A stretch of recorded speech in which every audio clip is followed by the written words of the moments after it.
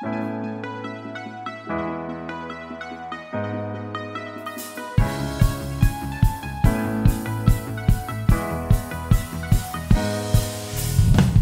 BDC. Siapa bersuka cita hari ini? Saya yakin kita semua bersuka cita, amin.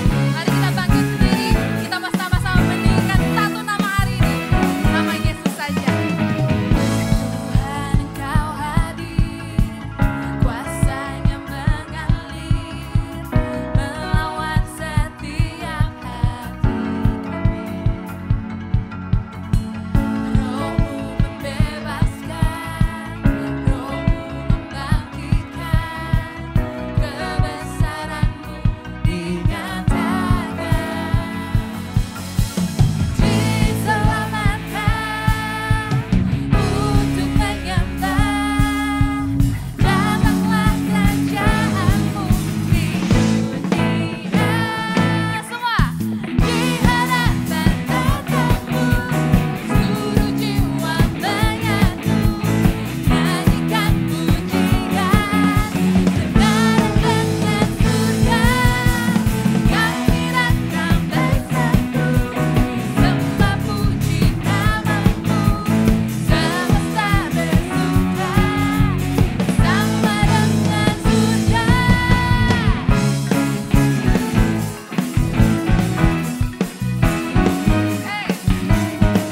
Kau hadir Tuhan lewat setiap hati kami, yang merasakan lawatannya katakan.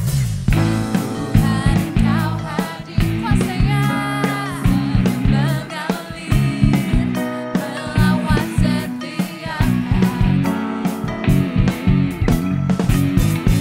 Roh-Mu membebaskan, Roh-Mu membangkitkan, kebesaran-Mu dinyatakan.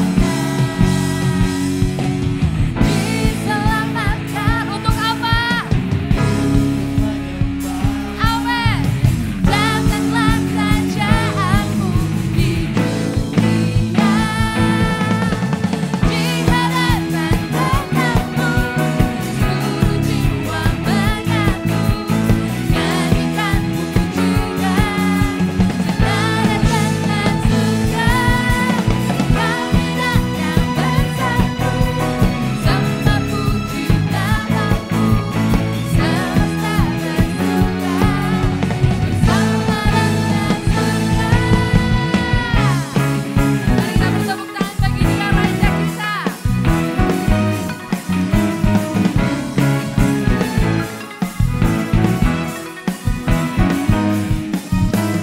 Sebab yang Dia inginkan hanyalah satu, yaitu bagi kita untuk terus senada dengan Dia, senada dengan Dia yang mengasihi kita lebih dari apapun.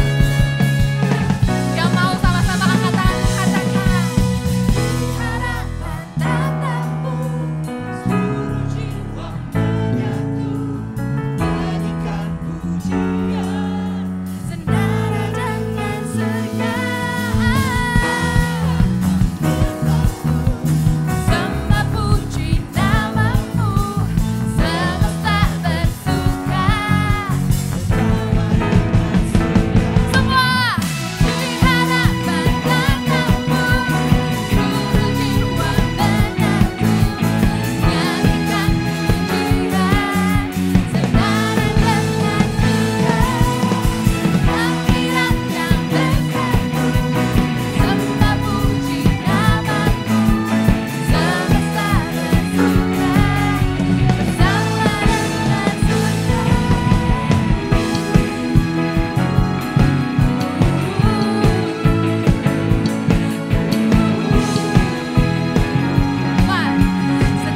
bersama dengan surga.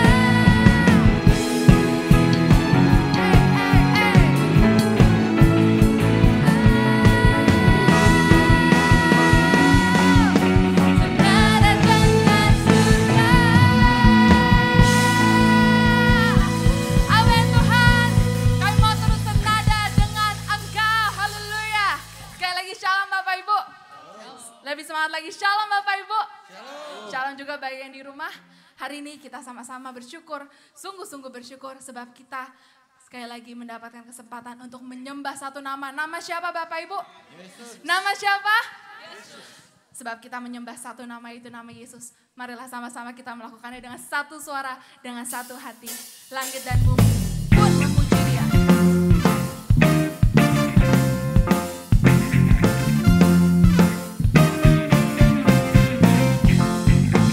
Dialah pencipta dunia ini, sebab itu Dia layak untuk kita sembah dan puji.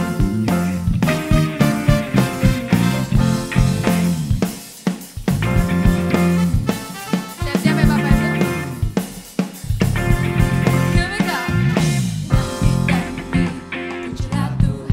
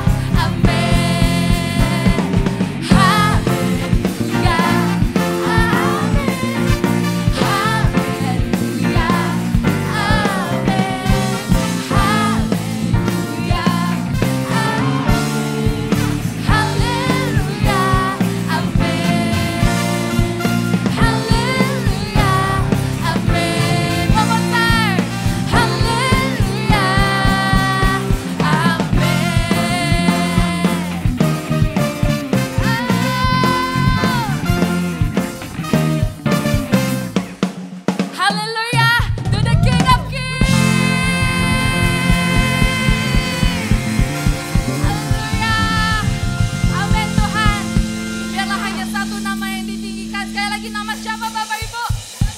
Amin. Sebab dia ajaib, dia luar biasa, dialah pemilik kehidupan kita yang mengasihi kita. Kita terus ya Bapak Ibu, menyembah dan memuji dia. Here we go.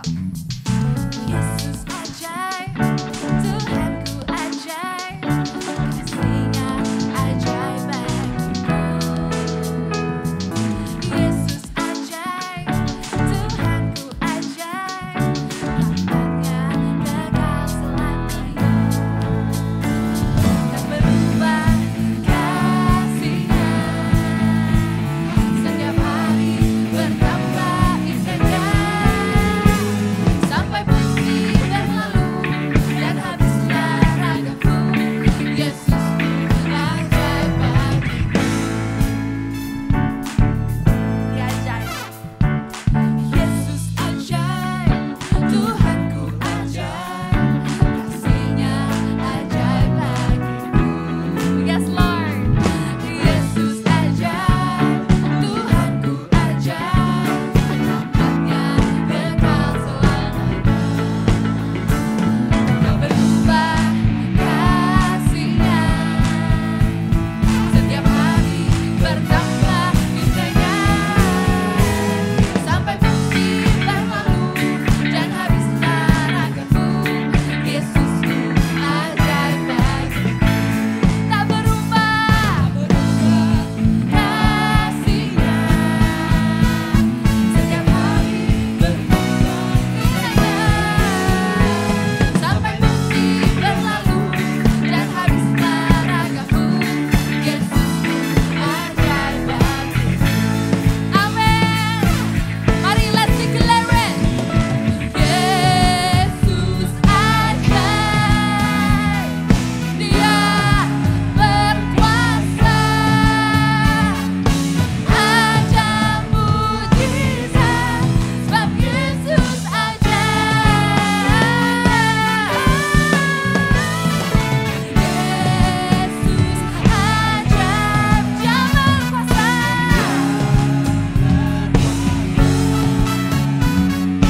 ajaib mujizat, sebab Yesus ajaib. Biar musik menyembah Dia.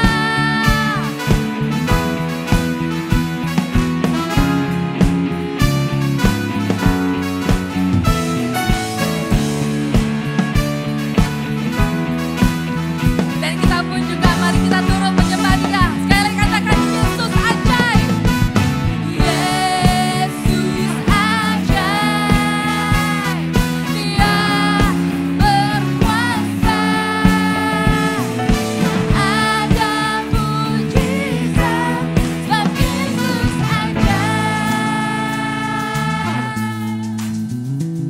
Tak berubah kasih-Nya, setiap hari bertambah indahnya. Sampai bumi berlalu dan habislah ragaku, Yesusku ajaib bagiku. Semua. Tak berubah kasih-Nya, setiap hari bertambah indahnya. Sampai bumi berlalu dan habislah ragaku, Yesusku ajaib bagiku. Sampai bumi berlalu dan habislah ragaku, Yesusku ajaib bagiku. Come on. Yesus ajaib, Dia berkuasa, ajaib mujizat. Katakan ada mujizat.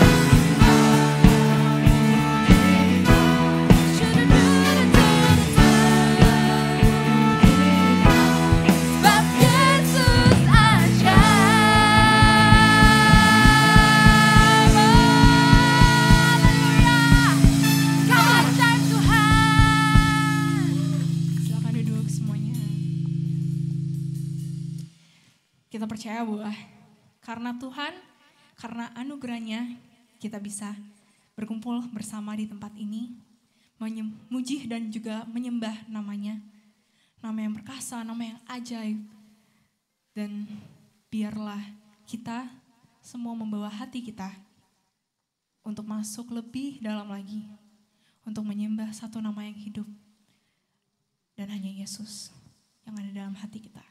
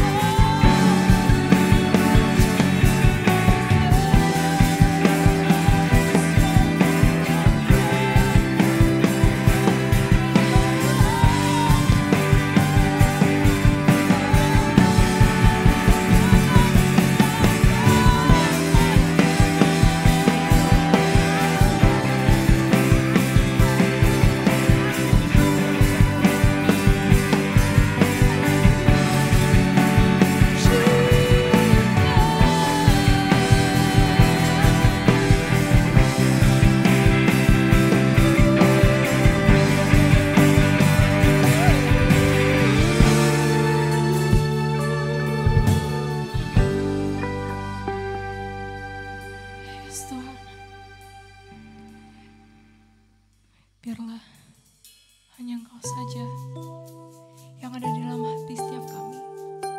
Biar hanya Kau saja yang tinggal di dalam kami.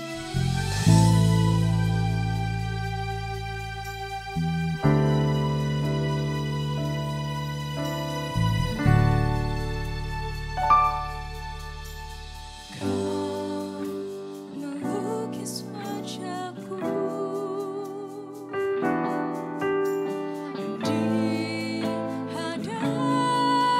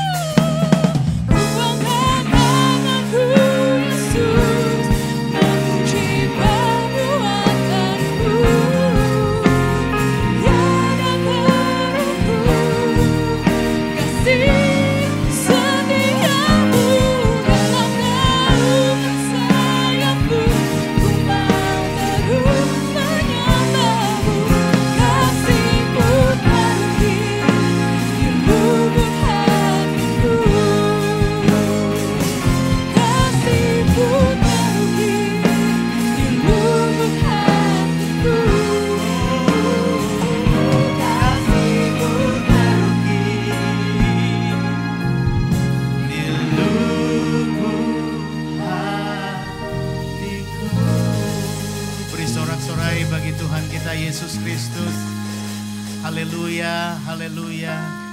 Segala kemuliaan hanya bagi Engkau Yesus Tuhan yang kami tinggikan. Bertakhtalah di atas pujian, di atas hati kami. Kuasailah hidup kami supaya kami hanya mengasihi Engkau saja. Terima kasih Tuhan, Kau telah membawa kami kepada persiapan untuk kami mengerti kehendak-Mu. Bukalah hati kami, bukalah pengertian kami semuanya, supaya kami mengerti apa yang Kau ingin sampaikan di dalam lubuk hati kami siang hari ini. Berfirmanlah Tuhan, di dalam nama Yesus kami berdoa. Sama-sama kita berkata, amin. Silakan duduk semuanya.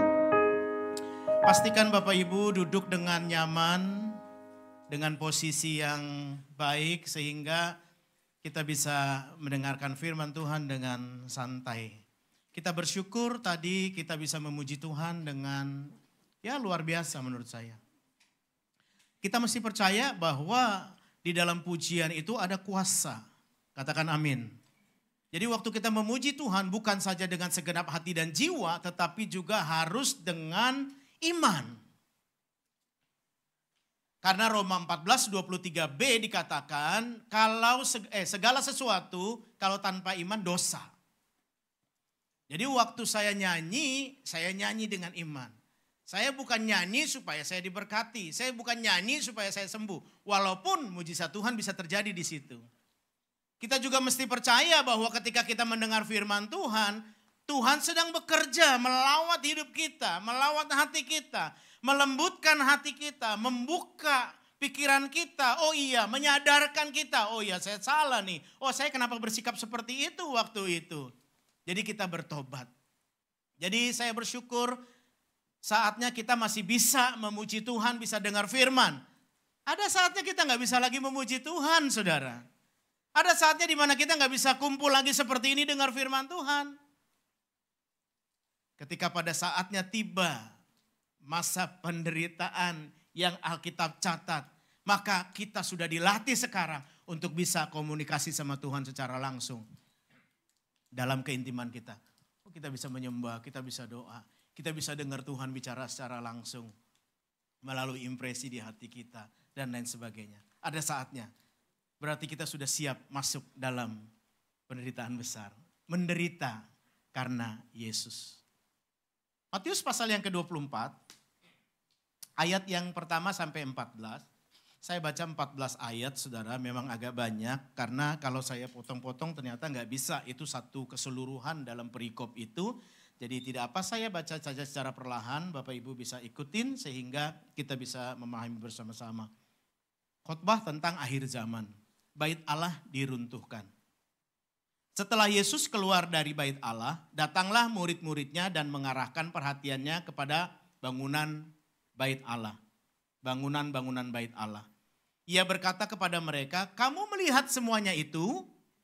Sesungguhnya aku berkata kepadamu tidak satu batu pun di sini akan dibiarkan di atas batu yang lain. Semuanya akan diruntuhkan. Permulaan penderitaan. Ketika Yesus duduk di atas bukit Zaitun, datanglah murid-muridnya kepadanya untuk bercakap-cakap sendirian dengan dia. Kata mereka, katakanlah kepada kami, kapankah semuanya itu akan terjadi? Dan apakah tanda kedatanganmu dan tanda akhir zaman? Jawab Yesus kepada mereka, waspadalah supaya jangan ada orang yang menyesatkan kamu. Sebab banyak orang akan datang dengan memakai namaku dan berkata, akulah Mesias. Dan mereka akan menyesatkan banyak orang. Kamu akan mendengar deru perang atau kabar-kabar tentang perang. Namun waspadalah, jangan kamu gelisah. Sebab semuanya itu harus terjadi. Tetapi kesudahan belum tiba. Bangsa akan bangkit melawan bangsa dan kerajaan melawan kerajaan. Akan ada kelaparan dan gempa bumi di berbagai tempat. Semuanya itu permulaan penderitaan, lahirnya zaman baru. Pada waktu itu kamu akan diserahkan supaya disiksa. Dan kamu akan dibunuh. Dan akan dibenci semua bangsa oleh karena namaku. Banyak orang akan murtad dan mereka akan saling menyerahkan dan saling membenci. Banyak nabi palsu akan muncul dan menyesatkan banyak orang. Karena kedurhakaan makin bertambah, kasih kebanyakan orang akan menjadi dingin. Namun orang yang bertahan sampai pada kesudahannya akan diselamatkan. Injil kerajaan ini akan diberitakan di seluruh dunia menjadi kesaksian bagi semua bangsa. Sesudah itu barulah kesudahan tiba. Itu 14 ayat. Di ayat pertama kedua Tuhan singgung seperti ini. Kamu lihat batu-batu yang ini, karena Yesus lagi ngomong di bait suci. Semua yang kamu lihat bangunan ini akan diruntuhkan. Ini waktu Yesus ada di situ. Kalau saya baca sejarahnya di Alkitab, Yesus ngomong begitu di bait Allah itu yang kedua. Bait Allah pertama kali dibangun zaman Raja Salomo tahun 957 SM sebelum Masehi. Sebelum Masehi sama Masehi itu bedanya, kalau sebelum Masehi ngitungnya mundur. 5, tahun 5, tahun 4, tahun 3, tahun 2, tahun 1 gitu. Kalau tahun ini Masehi kita, tahun 1, 2, 3, 4, 5, sekarang 2024. Berarti udah 2024 tahun. Ya dari kalau dihitung dari 1. Sejak Yesus lahir tuh, Yesus lahir 1 Masehi diyakini begitu. Jadi waktu Yesus ngomong begitu di bait Allah yang kedua tuh, bait suci pertama dibangun 957 dan dihancurkan tahun 586. Jadi kalau saya hitung-hitung ada 371 tahun tuh. Baru dihancurin waktu kerajaan Babel. Ceritanya ada di Alkitab tuh. Kerajaan Babel nyerang, hancurin. Lalu kosong 75 tahun dibangun lagi. Tahun 515, mundur tuh 514, 513, 5. Kalau kita hitung 900 kan gak selesai kita khotbah. Lalu 1 sampai tahun 1, 2, 3, 4 sampai 19. Disitulah zaman Yesus lahir. Berarti kira-kira kalau hitungnya 1, Yesus lahir umur 19 tahun. Ya tapi kan kira-kira waktu itulah. Waktu Yesus ngomong bait suci ini akan dihancurkan, dia kan pelayanan. Pelayanan kan Alkitab bilang dia 30 tahun ya. Yang tanda-tandanya langit terbuka. Tahu cerita itu? Saudara kok bling-bling begitu? Makanya itu kan. Jadi Yesus ada di dunia dan waktu tahun 70 dihancurin lagi. Jadi waktu Yesus ngomong begitu betul tuh nanti dihancurin. Betul waktu dia naik terangkat ke surga. Udah 70 tahun kemudian hancur itu bait suci. Jadi saudara, Yesus ngomong, dilakukan. Itu waktu murid-muridnya ada di situ, murid-muridnya enak kali ya, melihat Yesus ngomong terus akhirnya dilakukan. Di ayat yang ketiga dikatakan gini, coba kita ulang. Saya baca lagi di ayat yang ketiga, dikatakan seperti ini. Ketika Yesus duduk di atas bukit Zaitun, datanglah murid-muridnya kepadanya untuk bercakap-cakap sendirian dengan dia. Kata mereka, katakanlah kepada kami kapankah itu akan terjadi dan apakah tanda kedatanganmu dan tanda akhir zaman. Dia ngomong di situ waktu bait Allah belum runtuh dan tahun 70 bait Allahnya runtuh. Ini dia nanya begitu. Saudara tahu nggak? Sampai sekarang para pakar, para pendeta, para pengkhotbah selalu ngomong tentang akhir zaman. Akhir zaman, nanti akhir zaman, bertobatlah. Nggak datang-datang tuh akhir zaman. Nanti kiamat, para pakar pengkhotbah berkata, nanti kiamat. Nggak kiamat sampai sekarang. Saudara. Kita nanya lagi sampai sekarang. Jadi kapan dong yang benernya kiamat itu kapan? Akhir zaman itu kapan? Saudara tahu kah? Kalau saya nanya begitu, kalau kita nanya begitu, pertanyaan yang sama sudah ditanyakan sama murid-murid Yesus 2000 tahun yang lalu. Jadi waktu kita tanya, sebenarnya kita mundur 2000 tahun. Banyak orang hanya fokus untuk akhir zaman, hanya kedatangan Tuhan Yesus. Kalau saya dengan iman, kita dengan iman percaya, kalau kita udah diselamatkan, itu pasti jadi bagian kita. Katakan amin. Tapi kita mikirnya, aduh gimana nanti tanda akhir zaman. Mereka lebih fokus kepada akhir zaman, kepada kiamat, tetapi nggak fokus kepada iman kepercayaan yang diyakini sekarang. Apakah kita udah terima Tuhan Yesus semuanya? Amin, sudah terima. Percaya kalau mati masuk surga? Percaya. Percayanya dengan iman atau dengan perasaan? Dengan iman. Saya tanya, kalau dengan iman orang percaya Tuhan Yesus, bisa nggak dia khawatir lagi? Bisa nggak? Kok saya tanya, saya jawab sendiri. Supaya cepat. Bisa nggak orang Kristen yang udah terima Tuhan Yesus ragu-ragu lagi? Bisa nggak? Bisa berbuat dosa lagi? Merampok, membunuh, berzina dengan wanita lain, dengan pria lain, bisa nggak? Bisa. Tapi waktu dia melakukan dosa itu dia jatuh, mati, masuk surga apa neraka? Nggak tahu. Jadi banyak orang fokus, nanti akhir zaman gimana? Tapi tanpa tahu kita sungguh-sungguh nggak sih kenal Tuhan? Kita mengenal Tuhan Yesus secara pribadi atau tidak sih?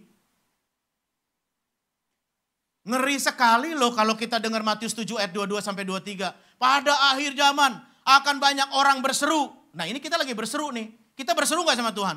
Berseru, doa, kita baca Alkitab, kita menyembah, kan itu berseru namanya. Pada akhir zaman ada banyak orang berseru. Kalau saya klasifikasi secara level, walaupun ini gak ada level iman ya. Orang yang berseru, lalu ada kriteria berikutnya, disebut dalam kalimat berikutnya. Orang berseru kepadaku pada akhir zaman. Lalu orang yang bernubuat. Kayaknya bukan orang Kristen biasa loh yang nubuat. Pernah bernubuat gak? Pernah bernubuat? Enggak, langsung begini. Berarti orang yang bernubuat tuh kayaknya kalau saya boleh klasifikasi atau beri level lah. Enggak sama seperti orang Kristen biasa ya. Karena dia udah bernubuat.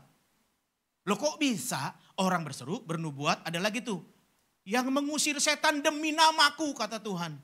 Tapi Tuhan bilang, enyah, aku gak kenal kamu pembuat kejahatan. Alkitab TB1 bilang pembuat kejahatan. Jadi kita aman tuh, enggak kok, gue gak jahat, gue baik. Alkitab TB bilang, enyahlah kamu sekalian yang melanggar perintah Allah. Emang saya gak pernah melanggar perintah Allah? Jadi siapa tuh mereka tuh? Kita semua loh, kalau kita gak awas-awas diri kita. Kamu yang mengusir setan demi namaku. Pernah ngusir setan? Bro, pernah ngusir setan? Belum, pernah diusir setan. Jadi setan yang ngusir kita, enggak ya. Terus orang yang mengadakan banyak mujizat. Saudara ini enggak main-main loh. Tapi Tuhan bilang mereka itu aku enggak kenal. Semua itu orang yang melanggar perintah Allah. Jadi siapa tuh? Saya juga termasuk di situ. Jadi bukan karena saya bisa atau tidak bisa melakukan nubuat, melakukan mujizat, melakukan yang lain. Tapi kalau saya nggak betul yakin cuman karena perasaan, saya nggak ada di sini. Saya nggak bisa masuk surga walaupun tiap hari kita ke gereja. Jadi betul-betul kita harus betul. Pak Andreas minggu lalu, 2 minggu lalu sempat mengutip ayat dari Roma 10:9 sampai 10. Barang siapa yang mengaku akan dibenarkan dan yang percaya akan dibenarkan, yang mengaku akan dibenarkan, yang percaya akan diselamatkan. Kira-kira seperti itu. Kalau ayatnya di Roma 10 ayat 9 sampai 10 saya baca ya. Demikian. Jika engkau mengaku dengan mulutmu bahwa Yesus adalah Tuhan dan percaya dengan hatimu bahwa Allah telah membangkitkan dia dari antara orang mati, maka engkau akan diselamatkan. Sebab dengan hati orang percaya sehingga dibenarkan dan dengan mulut orang mengaku sehingga diselamatkan. Ini Alkitab saya, Alkitab TB2 dan yang saya tuliskan di situ juga Alkitab TB2, terjemahan baru 2 maksudnya. Kalau di terjemahan baru 1 ada bedanya dan menurut saya ini menarik. Jadi membuat saya kayaknya dekat sama Tuhan kalau baca ini. Karena ada hubungan sebab akibat. Kalau di TB1 dituliskan begini.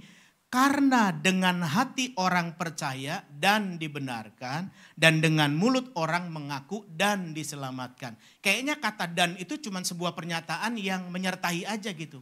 Nggak ada hubungan sebab akibat di situ. Tapi kalau di Alkitab yang TB2 ini, sebab dengan hati orang percaya sehingga dibenarkan, kalau kita percaya baru dibenarkan tuh. Lalu dengan mulut orang mengaku sehingga diselamatkan. Jadi ada hubungan sebab akibat. Meskipun tidak ada istilahnya hubungan sebab akibat ini kalau sama Tuhan. Tapi bagi pengertian kita manusia, kalau kita melakukan yang baik, Tuhan juga mau melakukan yang baik gitu. Katakan amin. Jadi lebih terasa hubungan di antara kita sama Tuhannya gitu. Siapapun juga kalau nggak percaya, dia melakukan ajaib, dia melakukan mujizat, dia melakukan apapun. Nggak akan bisa terjadi. Karena semuanya karunia Tuhan. Manusia cuma bikin-bikin begituin aja kira-kira kayaknya kemampuan manusia. Tapi sebenarnya bukan. Jadi kita mesti pastikan, saya mesti pastikan dalam dunia ini, oke, saya nggak fokus kepada itu semua, tapi saya fokus kepada iman percaya saya. Dari saya baru mengenal Tuhan waktu tahun 91 sampai sekarang. Saudara punya pengalaman mengenal Tuhan dulu pertama kali. Sampai sekarang. Apakah pengetahuan kerohanian kita membawa kita kepada Tuhan semakin sungguh-sungguh, apakah semakin ragu? Bahaya kalau orang merasa, aduh kok gue gak dapat apa-apa ya sama Tuhan. Setelah puluhan tahun mengikut Tuhan. Berarti ada yang salah dengan apa yang kita percaya. Ayat yang keempat. Dikatakan begini. Jawab Yesus kepada mereka, waspadalah supaya jangan ada orang yang menyesatkan kamu. Saudara, Tuhan, murid-murid Tuhan nanya, jadi kapan dong tanda akhir zaman? kapan dong engkau datang ke dunia? Yesus tidak jawab pertanyaan mereka dengan jawaban yang mengena atas pertanyaannya. Kalau dia nanya kan jawab gitu. Ini ditanya enggak. Yesus cuma bilang waspadalah. Supaya jangan ada orang yang menyesatkan kamu. Dari dulu sebelum Masehi sampai sekarang. Sampai nanti akhir zaman. Ini udah masuk akhir zaman. Sampai nanti. Kalau saya baca di Matius 24 ayat 1 sampai 14 ini ada 3 pembagian loh saudara. Ini yang Yesus ngomong. Pembagiannya ayat 1 sampai 14 ini namanya permulaan akhir zaman nih. Dari dulu sampai sekarang itu kejadian-kejadian itu permulaan akhir zaman sampai sekarang tuh. Lalu ayat 15 sampai 28 di situ nanti saudara lihat ada tanda-tanda khusus. Yang 1 sampai 14 tanda-tanda umum. Nanti kalau kita ikut langsung di khotbah selanjutnya. Tapi tanda khususnya itu kejadian-kejadian yang dimana pembinasa keji udah mulai berjejak di bumi ini dan mempengaruhi orang. Lalu akan ada tanda lagi yang paling terakhir di ayat 29 dan 31 kalau saudara baca di Matius 24 itu. Dan itu yang Tuhan Yesus ngomong. Bukan ngomongan saya cuma baca Alkitab. Tuhan gak jawab pertanyaan muridnya, dia bilang waspadalah. Ada orang-orang yang mengatasnamakan, wah saya Yesus, tapi kok orang percaya? Tadi pagi saya jelaskan ada 2 orang yang sekte tapi dia ngakunya gereja dan punya pengikut yang banyak 10.000 orang. Fokusnya apa sebenarnya? Ternyata di uang, pemerasan dan lain sebagainya. Ada lagi yang wanita Zhao Weishan itu namanya dia mempercayai Yesus itu udah datang sebagai perempuan China di dunia ini gitu. Dan memicu datangnya hari kiamat. Ya, jadi Yesusnya udah datang tapi wujudnya seperti perempuan China. Kalau ada perempuan China di samping kiri kanan jangan bilang ini pasti bukan Yesus. Bilang coba, bukan ini teman saya. Ada lagi yang namanya, coba lihat berikutnya. Next slide. Nah ini, saya nggak bisa baca yang benar ya, nggak tahu nanti koreksi. Jeong Meong Suk, ya bener nggak? Saya nggak tahu ya. Nah dia pendiri sekte Jesus Morning Star tahun 80 di Korea Selatan dan mengaku sebagai Mesias. Ajarannya supaya bisa mendapatkan rahmat Tuhan maka tiap anggotanya harus tidur dengan dia. Ada strategi yang dia bikin yaitu menjadikan pemeriksaan kesehatan sebagai alasan agar bisa berhubungan seksual dengan anggotanya. Saudara dari dulu sekarang di akhir zaman banyak sekali yang begitu. Tapi kenapa kok orang bisa seperti itu? Saya mau kasih tahu. Orang yang menyesatkan sama orang yang disesatkan kadang kita tidak tahu kenapa seperti itu. Cuman anugerah Tuhanlah yang membukakan secara pribadi kepada orang itu. Baru dia bisa bertobat. Awalnya mungkin dia rekrut gitu. Dia berkati dan lain sebagainya gitu. Kalau saya bicara seperti ini saudara. Saya profesi sebagai pendeta. Kalau itu sebuah profesi saya jelaskan sebagai profesi ya. Saya sebutkan sebagai profesi. Tapi itu kan panggilan. Ada nggak orang yang diserang dengan kasus-kasus seperti ini? Yang tujuannya adalah seks. Yang tujuannya adalah uang. Yang tujuannya adalah supaya terkenal gitu. Ada lagi satu namanya pendeta James Sakara. Dari Nigeria. Dia mencoba meniru ajaran Yesus. Ya next slide coba dibantu. Yaitu waktu perjamuan kudus kan kita ngomong ya, ada ayatnya dibacakan biasanya kalau perjamuan. Buatlah ini menjadi peringatan akan aku gitu. Jadi si pendeta James ini mengambil ayat itu dan berhasil untuk mengajarkan kepada jemaatnya untuk menguburkan dia. Karena pendetanya bilang 3 hari kemudian dia akan bangkit seperti Tuhan Yesus. Dan jemaatnya bisa yakin loh. Sampai 3 orang jemaatnya itu nguburin dia betul-betul. Dan waktu sudah 3 hari gak bangkit, ternyata mati di dalam. Dan polisi memburu 2 orang jemaatnya itu. Pengurusnya. Yang satu nyerahkan diri, wah kalau kayak ini gawat nih gue serahkan diri deh gitu. Tapi 2 lagi diburu polisi. Nah jadi kenapa kok seorang pendeta aja ada bisa berpikir seperti itu? Tadi saya bilang, sekali lagi dengar, kita tidak boleh menghakimi tapi kita mendoakan. Karena orang yang menyesatkan dan yang disesatkan sama-sama tidak sadar. Hanya Tuhan Yesuslah yang bisa membukakan sesuatu baru dia sadar. Tapi itu ada latar belakangnya. Karena apa? Paling tidak ada 3 hal yang membuat orang begitu. Karena uang yang pertama. Bapak Ibu tolong dengarkan tentang hal ini, tentang uang. Ada 2 pribadi yang sungguh-sungguh sangat mengasihi kita yang mau kita ikut sama dia. 1, Tuhan yang pemberi hidup secara berkelimpahan. Yang kedua, setan yang mau hancurkan kita sampai selama-lamanya. Dia tuh ngikat, pertama ngasih duit, ngasih uang, ngasih harta. Karena Yesus tahu bahwa yang paling disukai oleh manusia adalah harta. Itu sebabnya kecintaan akan uang adalah jerat yang betul-betul paling efektif untuk membuat orang terjerat. Bukan karena masalah, oh dia kalau saldonya gede, senyumnya gede. Kalau saldonya kecil, senyumnya kecil. Semua juga begitu. Emang saudara saldonya kecil, ketawa terbahak-bahak, lompat-lompat? Enggak. Bukan karena itunya, tapi karena kecintaan akan uang lah yang Yesus tahu bahwa itu paling mudah menjerat orang percaya. Makanya dia jerat. Setelah dia jerat, dia kendalikan. Makanya kita mesti aware saudara, berkat yang kita terima itu dari Tuhan atau dari setan.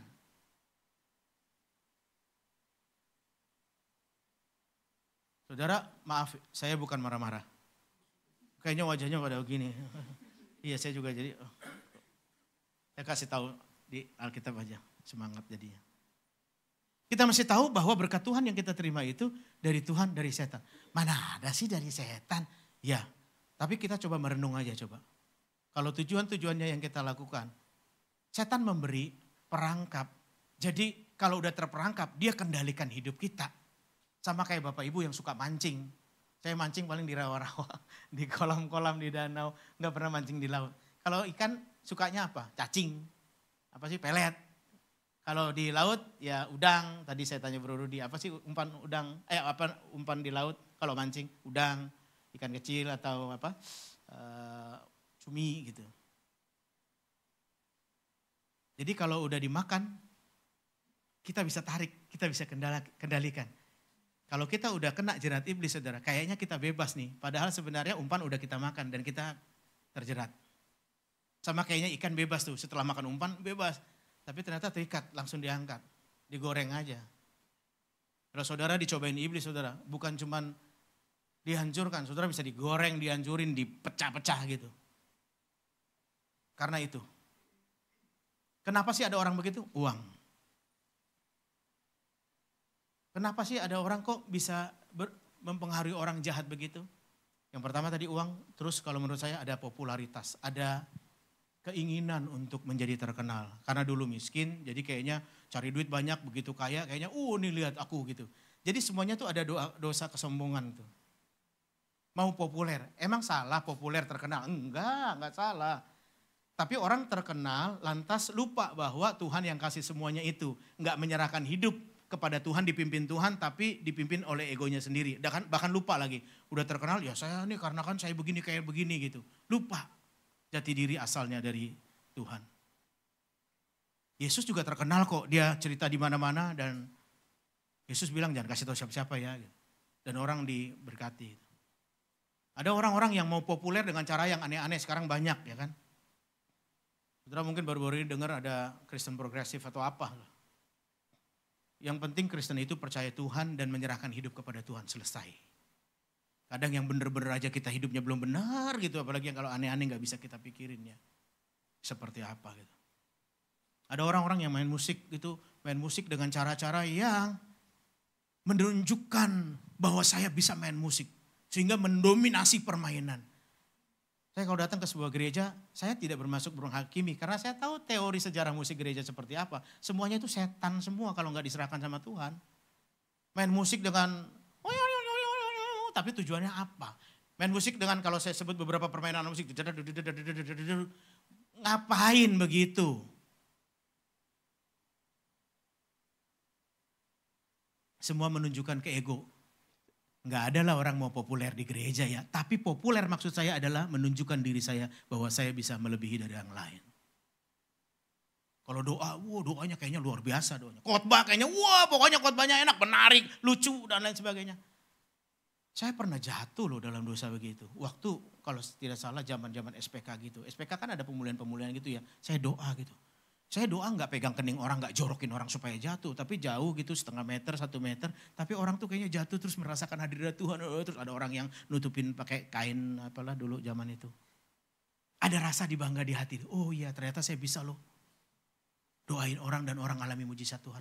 Sepanjang pengetahuan saya kenal Tuhan dari tahun 91 sampai sekarang. Saya ngerti itu kemuliaan Tuhan apa bukan. Nggak perlu cari-cari yang begitu. Itu namanya popularitas yang salah. Kebanggaan yang begitu enggak. Semua ada orang mengalami begitu dalam segi-segi kehidupan mereka. Lalu ada lagi roh kenajisan yang enggak pernah selesai. Kalau roh kenajisan kita, dulu kita pernah bohongin pendeta, diberkati bilang udah pernah hubungan seks belum? Belum. Tapi diberkati, tapi sebenarnya sudah. Dulu saudara pernah ngerampok, dulu saudara pernah bohongin orang, dulu pernah enggak jujur sama istri, dulu begini. Tapi kalau enggak pernah selesai, itu namanya roh najis yang tidak pernah selesai. Waktu saudara melayani dengan kuasa Tuhan yang luar biasa pun, dengar, itu cumannya selebrasi diri sendiri, itu bukan kuasa Tuhan. Walaupun orang itu diberkati. Terima kasih ya, khotbahnya luar biasa ya, dia diberkati. Tapi engkau yang berkhotbah tidak memberkati Tuhan. Lihat, ada azab loh. Kena hukuman Tuhan loh. Mainin anugerah Tuhan. Dalam hidup kita di kantor juga begitu, sama orang lain di rumah, di warga atau semua kehidupan kita. Jadi gimana caranya? Kita nggak tahu. Doakan aja. Ayat berikutnya. Slide berikutnya maksudnya.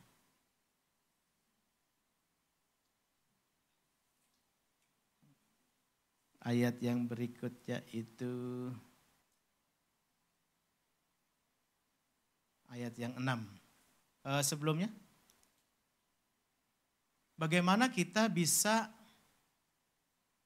mengatakan semuanya tentang Tuhan? Bagaimana kita menghidupi arti semuanya hanya tentang Tuhan Yesus saja?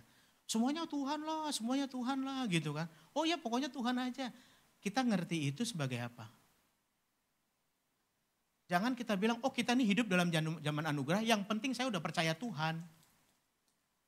Mau ngapain aja boleh. Yang penting saya anak Tuhan. Yang penting saya anak jenderal. Anak jenderal bawa mobil pakai strobo, nyinar-nyinarin orang, arogan kemana-mana gitu. Lah sama, kita anak Tuhan, maunya apa? Semuanya berhasil, semuanya sembuh. Kalau nggak sembuh berarti ada dosa nih gitu. Bagaimana kita mandang, iya semuanya karena Tuhan, semuanya karena anugerah Tuhan, bukan karena kebaikan saya. Saudara, lantas ketika kita bilang semuanya karena Tuhan, ya udah saya pokoknya apa yang saya minta terjadi. Apa yang saya mau terjadi. Kalau orang minta sembuh ya sembuh. Kalau orang lagi sakit minta sembuh ya sembuh. Padahal ada juga orang yang tidak sembuh waktu dia berdoa. Bukan berarti gak dijawab sama Tuhan.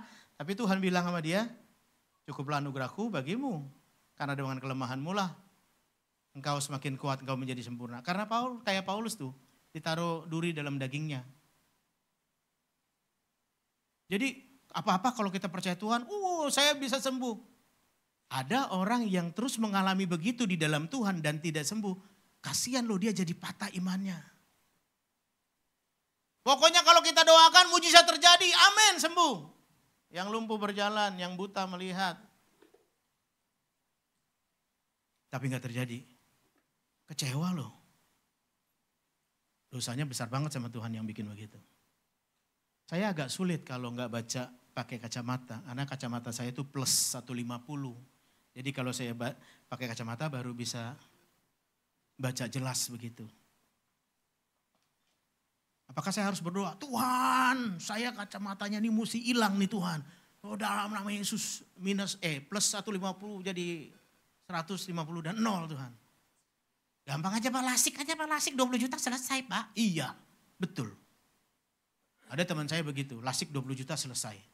Tapi berikutnya pakai kacamata lagi, begitu lagi. Kenapa? Karena Tuhan bilang tubuh kita makin lemah, kondisi kita makin lemah. Sampai nanti kenyataannya Tuhan akan bilang pada akhir zaman, dia datang, aku akan berikan tubuh yang baru, tubuh kemuliaan kepadamu. Jadi gak pakai tubuh ini lagi.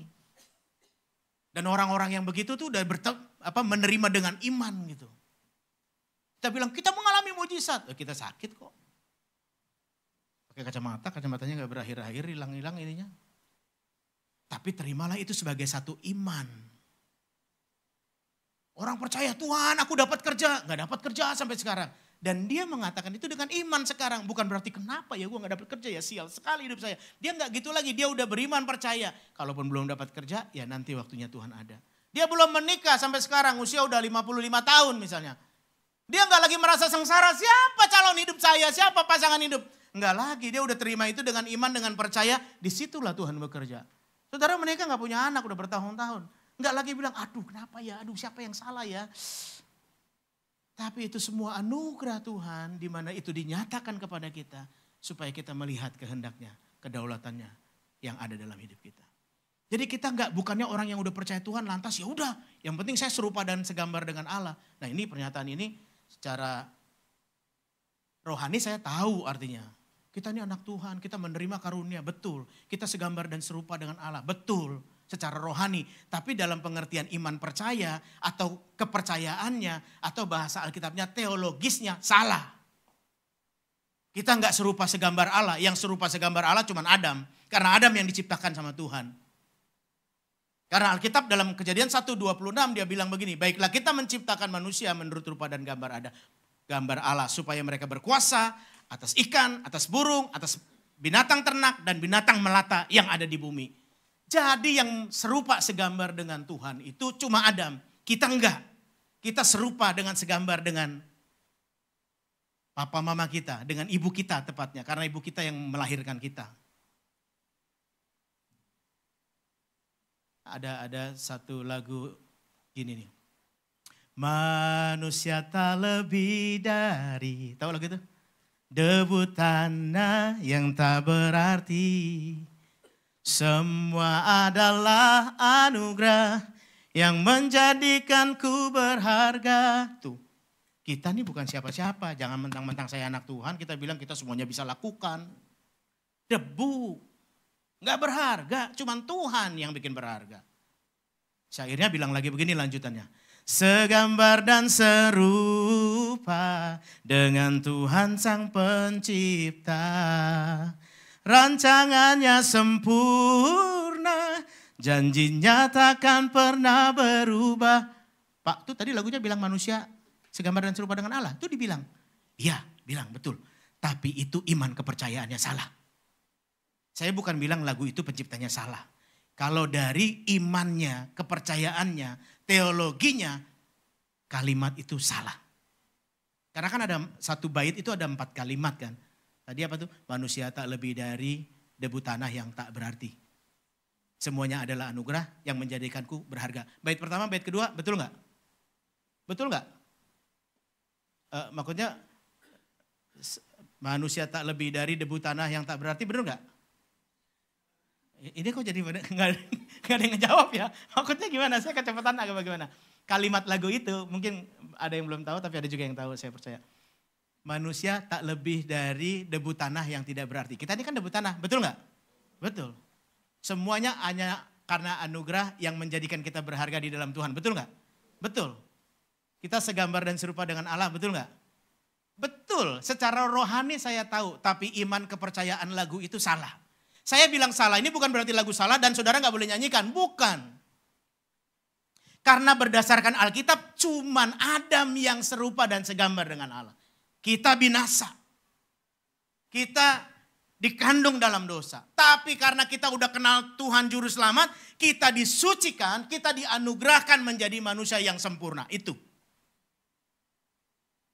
Rancangannya sempurna dan janjinya tak akan pernah berubah. Itu benar. Jadi dalam satu bait itu betapa saudara, Bapak, Ibu, saudara yang jadi WL di sini sudah, saya berharap dia bisa mengerti tentang itu teologinya. Teologi nggak bikin kita salah saudara. Teologi bikin kita dekat sama Tuhan. Karena itu kan ilmu tentang Tuhan. Bukan ilmunya, tapi bagaimana membawa diri dia untuk percaya Tuhan. Saya orang yang berteologi, saya tidak mengagungkan teologi, tapi saya percaya itu bisa Tuhan bawa untuk mengenal Tuhan dengan benar.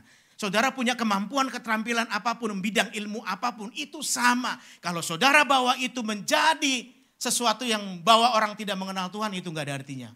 Orang teologi juga ada orang yang sesat, yang bawa orang nggak benar gitu. Tapi kalau saya lihat bisa membawa orang lebih mengenal Tuhan dengan baik. Paulus juga tulisnya tuh banyak nih surat Paulus di sini dan banyak teologinya Paulus di sini. Yang penting kita ngerti Tuhan dengan betul dan kita tahu apa yang Tuhan inginkan dalam hidup kita. Jadi saudara kalau melihat W.L. Singer di sini, mereka luar biasa. Mereka memilih lagu tuh bukan cuma sekedar lagu yang ngehits. Mereka harus memikirkan tentang bagaimana itu kata-katanya sesuai dengan iman percaya Tuhan. Mereka nggak asal nyaplok aja lagu yang kayaknya memuliakan Tuhan padahal memuliakan setan. Jadi itu pun mesti dipikirin lagi. Belum lagi mereka harus latihan malam saudara. Orang-orangnya sekarang bukan orang-orang yang tinggal di sini saja. Ada yang di Karawaci, ada yang di Gading Serpong, ada yang di tempat lain, di Alam Raya, yang sekitar sini dekat gitu. Terus pulang mereka sampai malam. Besok pagi juga udah kesini lagi untuk persiapan. Anak-anak sound system musik tuh 5:30 sudah ada di situ pagi. Dan mereka latihan lagi. Kenapa? Karena mau mempersembahkan sesuatu yang terbaik. Saudara saya yakin begini. Itu semua dilakukan karena tahu bahwa apa yang Tuhan lakukan terbaik dalam hidup kita, jadi kita juga lakukan yang terbaik. Kita kan bapak ibu sebagai orang tua nggak akan kasih makan anak kita 1 hari, 2 hari, seminggu, 4 sehat 5 sempurna. Tapi minggu depan kita kasih racun, ada nggak gitu? Nggak ada kan? Maksudnya 4 sehat 5 sempurna sama racun apa? Ya kita milih lagunya dengan baik itu memuliakan Tuhan atau tidak. Kalau terbersit 1 kalimat saja itu tidak mengagungkan Tuhan. Gagal tuh semua di situ. Kalau saya bicara begini sama anak-anak musik mereka pasti memahami dan kita juga pasti memahami. Maksudnya bahwa kita tidak akan sembarangan untuk memberi makan anak kita. Kita juga tidak sembarangan untuk memilih makanan yang masuk ke dalam tubuh kita. Itu artinya. Kalau saya diberikan makanan yang membuat saya beracun dan lain sebagainya, saya tidak akan makan itu. Dan secara iman teologi kita juga begitu. Jadi gimana kita mengerti tentang semuanya tentang Tuhan. Jangan kita bilang Tuhan berkata, hatimu sendiri kok yang ngomong. Bilang aja saya bilang begini. Kenapa ngomongin Tuhan? Kenapa kita bilang mujizat? Mujizat itu kita bilang mujizat padahal kita baru sembuh dari pilek. Itu kebaikan Tuhan. Mujizat itu Tuhan kasih 5 roti 2 ikan, orang 5.000 makan. Bangsa Israel 2 juta berjalan di atas laut Teberau. Itu mujizat. Karena kita ini udah sok-sok kenal Tuhan terus menganggap diri kita dekat dan kita sembarangan sama ngomong. Bahaya. Semua karena anugerah Tuhan yang mengasihi kita. Katakan amin. Terus berikutnya. Jadi Tuhan punya rencana kepada kita untuk membuat hidup kita berkelimpahan. Tuhan rindu saudara mengenal Tuhan dengan benar. Next slide-nya. Tuhan rindu membawa kita untuk berjalan bersama Tuhan dengan benar. Tuhan Yesus mau saudara dan saya mengenal Dia, percaya kepada Dia, dan berjalan bersama Dia dengan benar. Karena tujuan Yesus memberkati hidup kita. Walaupun banyak orang Kristen di luar sana yang masih ragu tentang Tuhan. Katanya Tuhan berkati, kok hidup saya masih begini aja. Di luar dari pemahaman kita itu, Tuhan memberkati hidup kita. Tetapi tujuannya setan adalah membuat supaya kita jatuh, hancur. Kalau saudara pernah tahu tentang cerita bagaimana Yesus dibawa oleh roh ke padang gurun untuk dicobai iblis, itu akan ngeri kalau kita melihat catatan-catatan sejarahnya. Jadi roh Allah membawa Yesus ke padang gurun untuk dicobai iblis. Ini banyak salah pengertian nih orang Kristen. Katanya iblis yang membawa Yesus. Itu beda kalimat aja, beda pengertian kita loh. Itu beda kalimat aja binasa loh kita semua. Gak ada artinya kita percaya Tuhan. Misalnya kalau kita bilang iblis membawa Yesus ke padang gurun untuk dicobai. Artinya iblis berkuasa atas Yesus. Iblis berkuasa atas Yesus. Yesus gak ada apa-apanya. Ngapain kita percaya Tuhan Yesus yang begitu? Roh membawa Yesus ke padang gurun dan dicobai oleh iblis. Jadi intinya Tuhan kasih kesempatan untuk kalau kita mengalami penderitaan, bukan berarti Tuhan jahat. Kalau saudara lihat gambar ini, kita mungkin berkata, bait suci yang dimana iblis suruh Yesus lompat dari atasnya, itu gambarannya seperti ini. Cuman di tanda panah itu yang paling atas. Kalau yang paling atas itu kira-kira jatuh ke bawah 30 meter. Saudara tahu yang dicatat Alkitab kan? Bahwa roh membawa Yesus dicobai iblis kan? Pencobaannya ada berapa? 3. Ya kan? Lalu apa aja satu? Mengubah batu jadi roti, terus suruh sembah. Karena semua dunia akan diberikan, ya kan? Lalu yang ketiga, disuruh jatuh dari bubungan bait Allah karena firman Tuhan bilang gini, maka malaikatmu akan menatang engkau sehingga kakimu tidak terantuk kepada batu. Kan begitu. Iblis aja tahu loh firman Tuhan loh.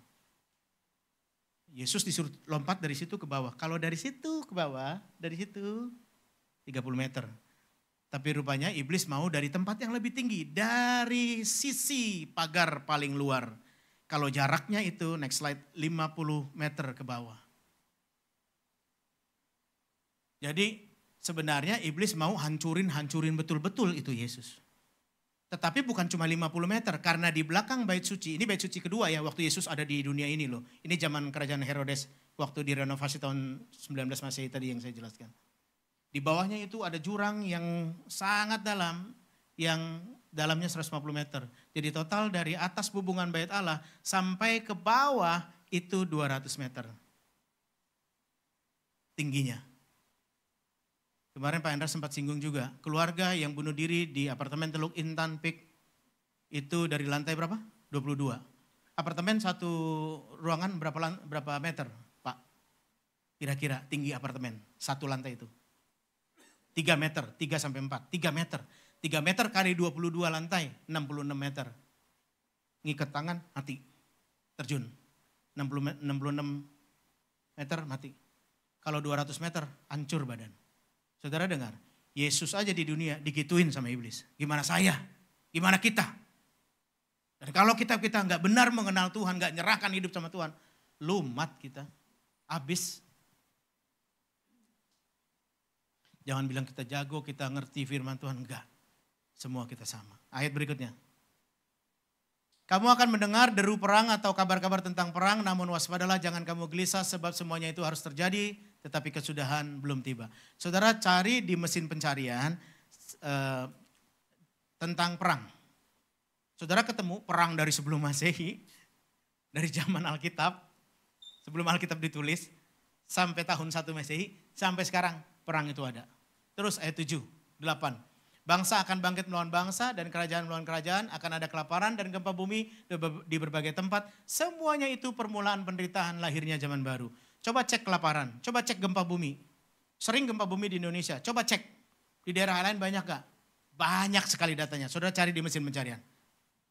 Dan itu katanya semua itu permulaan penderitaan lahirnya zaman baru. Zaman baru apa? Zaman di mana kita masuk dalam kesengsaraan. Jadi kita nanti menderita karena Kristus, bukan karena kebodohan saya sebagai orang yang percaya Tuhan. Saya sih doanya kalau masuk penderitaan itu udahlah Tuhan angkat aja, kita nggak usah ngalamin. Katakan amin. Wah nggak mau diangkat saudara, mau di sini. Ya. Terus ayat berikutnya 9, 10. Pada waktu itu kamu akan diserahkan supaya disiksa. Kamu akan dibunuh dan akan dibenci oleh semua bangsa karena namaku. Semua bangsa itu bukan semua bangsa, tapi orang yang tidak kenal Tuhan. Banyak orang akan murtad dan mereka akan saling menyerahkan dan saling membenci. Banyak orang murtad nanti. Sepanjang sudah kenal Tuhan sekian lama, tapi kok orang bisa murtad? Kenapa itu? Kalau saya nggak ngecek diri saya bersyukur Tuhan kasih kesempatan untuk saya ngecek diri saya. Kita juga begitu. Terus 11-12. Banyak nabi palsu akan muncul dan menyesatkan banyak orang karena kedurhakaan makin bertambah. Maka kasih kebanyakan orang akan menjadi dingin. Lanjut. Namun orang yang bertahan, kita baca sama-sama 3, 4. Namun orang yang bertahan sampai pada kesudahannya akan diselamatkan. Injil kerajaan ini akan diberitakan di seluruh dunia menjadi kesaksian bagi semua bangsa. Sesudah itu barulah kesudahan tiba. Namun orang yang bertahan sampai pada kesudahannya akan diselamatkan. Gimana caranya bertahan? Gak bisa. Emang bertahan karena kekuatan kita? Tidak. Tapi kita datang kepada Tuhan, serahkan hidup kepada Tuhan. Kalau orang yang menyerahkan hidup kepada Tuhan, dia tidak takut lagi. Jangan hidup karena takut. Mau rencana, mau buka usaha takut. Mau ngomong sama orang takut. Mau melakukan sesuatu takut.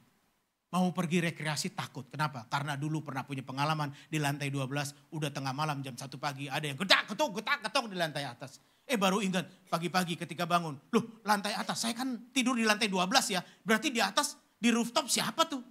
Yang ketak-ketok. Saudara takut, kalau di lantai 3 ruko saudara atau rumah saudara, kayaknya kok ada yang bersuara, ada yang begini, jadi saudara gak pernah naik ke lantai 3 karena di situ ada setan. Hei, iman kita percaya Tuhan dari dulu kita tahu, tapi kita hidup dalam ketakutan. Ini namanya kita bertahan dalam takut.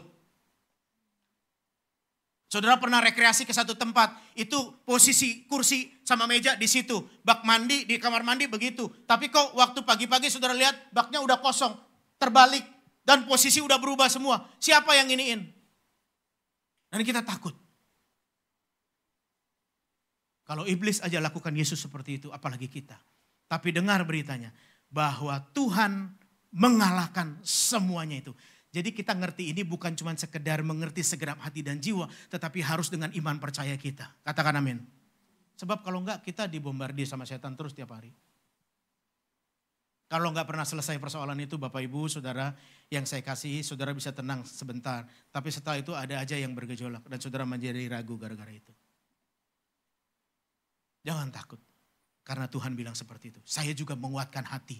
Tuhan saya gak berani kalau saya gak di dalam Engkau. Lalu jangan maksa. Jangan maksa itu apa? Pokoknya kalau saya orang Kristen saya doa harus terjadi. Dan kadang Tuhan bikin itu gak terjadi. Supaya kita juga bisa belajar bahwa Tuhan berdaulat atas semuanya.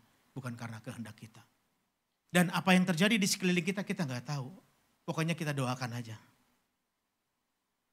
Kita gak tahu perasaan apa yang terjadi dalam perasaan orang tuanya si Melita Sidabutar sama Melisa Sidabutar yang penyanyi terkenal di gereja besar itu yang meninggal. Kita nggak tahu ya. Mungkin kalau kita bukan membayangkan tapi begitu kita tahu ceritanya kan kita pasti mengungkapkan perasaan. Aduh kasihan ya atau apa ya.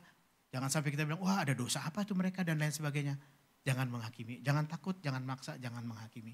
Tapi serahkan hidup kita kepada Tuhan Yesus. Ada orang kesal kadang lihat orang gak berubah.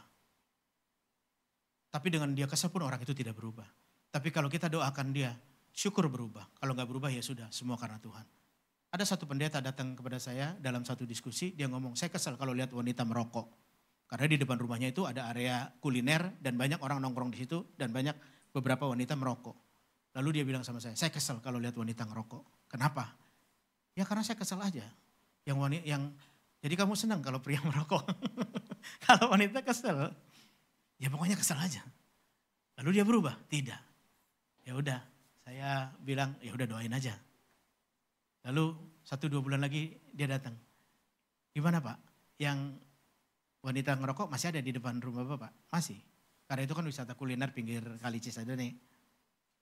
Terus Bapak gimana? Ya aku lebih tenang. Terus dia berubah? Enggak, udah berhenti ngerokoknya? Enggak, masih di situ. Ya udah.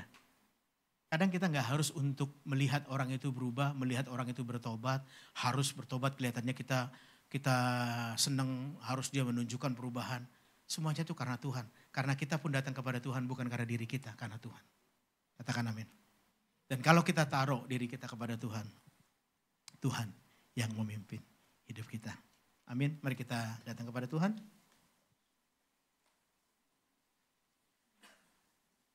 Kita nyanyi lagu yang tadi, Mengikut Yesus. Tuhan terima kasih kalau kami bisa mengikut Yesus. Kami melepaskan hak kami. Kami percaya oleh anugerah-Mu. Kalau kami bisa mengiringi Yesus Tuhan, itu sebuah anugerah. Engkau yang memampukan kami, biarlah kami menjadi anak-anak-Mu yang setia. Kami menjadi hamba-Mu yang setia. Terima kasih Tuhan Yesus. Haleluya.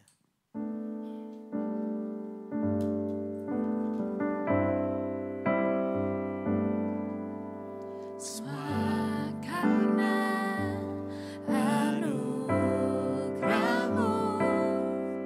hari ini aja. Bukan karena aku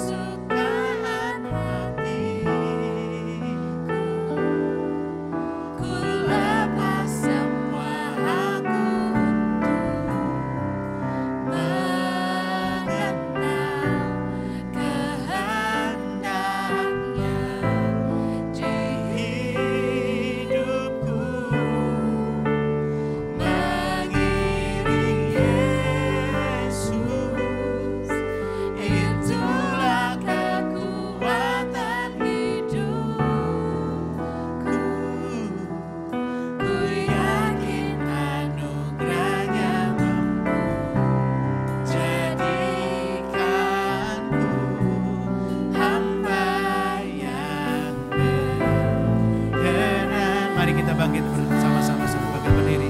Mengikut Yesus. Mengikut Yesus. Mari kita nyanyikan bersama-sama saudara. Dengan iman kita. Kami lepas semua hak kami. Untuk mengenal kehendak-Mu yang terbesar, yang terbaik dalam hidup kami.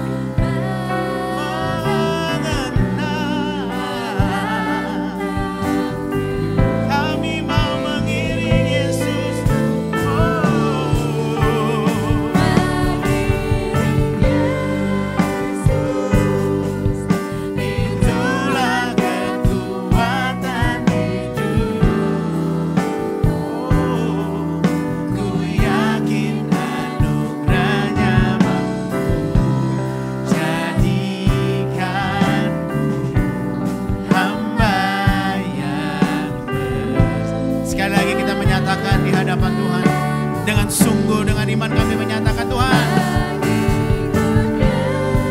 kami mau mengikut Engkau dengan setia. Itu menjadi sebuah kesukaan kami. Kami tinggal di dalam Engkau, Yesus. Bukan tentang kami lagi, tetapi semuanya adalah tentang Engkau. Amin.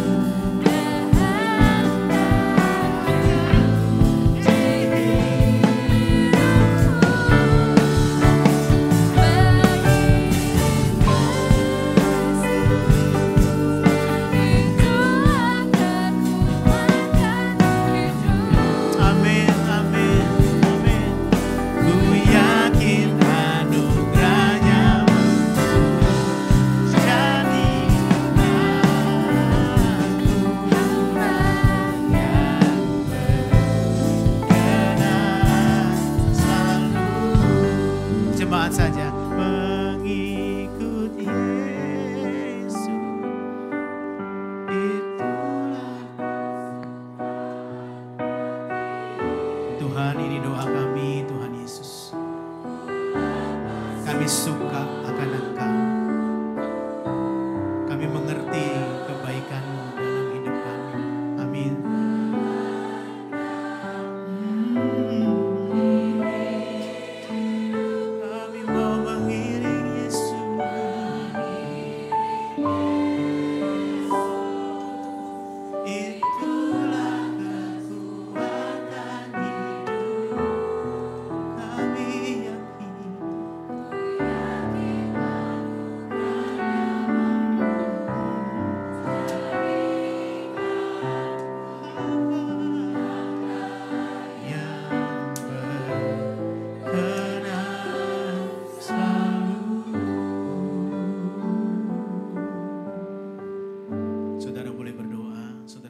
Bersyukur, saudara boleh menyatakan isi hatimu kepada Tuhan dalam beberapa saat ini. Terima kasih Tuhan bahwa Engkau setia dalam hidup kami. Engkau tidak mau kami sesat karena Engkau mengasihi kami. Terima kasih Tuhan semuanya karena anugerah-Mu. Kalau kami mengingat anak-anak kami yang bertumbuh dewasa secara fisik, biarlah juga mereka boleh mengenal Engkau. Saudara boleh doakan, saudara boleh bawakan ke dalam doa tentang anak-anak-Mu ketika Engkau Tuhan ingatkan. Tuhan, biarlah juga orang-orang saudara-saudara saya boleh mengasihi Tuhan sungguh-sungguh. Dia boleh mengenal Engkau. Kami berkati semuanya Tuhan. Pekerjaan, rumah tangga, apa yang kami kerjakan dengan tangan kami. Semuanya Engkau yang melakukan Tuhan, bukan kami. Kami hanya tinggal saja di dalam Engkau dan semuanya tersedia. Karena itu anugerah. Terima kasih Tuhan Yesus. Terima kasih untuk waktu ini. Kami sebentar akan pulang. Biar Engkau terus berkata-kata, Engkau yang tinggal di hati kami, meneguhkan kami, menguatkan kami akan apa yang kami kerjakan. Dan kami mau pulang, Engkau yang memberkati kami. Turunlah segala berkat yang luar biasa dari Bapa di sorga, yang menciptakan dunia ini dan alam semesta untuk kebaikan kami. Dari Yesus Kristus yang mati di atas kayu salib, yang tergantung, yang darahnya tercurah, yang tubuhnya hancur. Semuanya untuk membuat kami jadi manusia yang berharga dan ada dalam kehidupan yang kekal nanti. Berkat dari Roh Kudus yang menyertai kehidupan kami dari sekarang sampai selama-lamanya. Kami terima semuanya itu dengan iman percaya Tuhan Yesus. Di dalam nama-Mu kami berdoa. Haleluya, sama-sama kita berkata amin. Tuhan Yesus memberkati kita sekalian. Selamat pulang. Tuhan Yesus memberkati.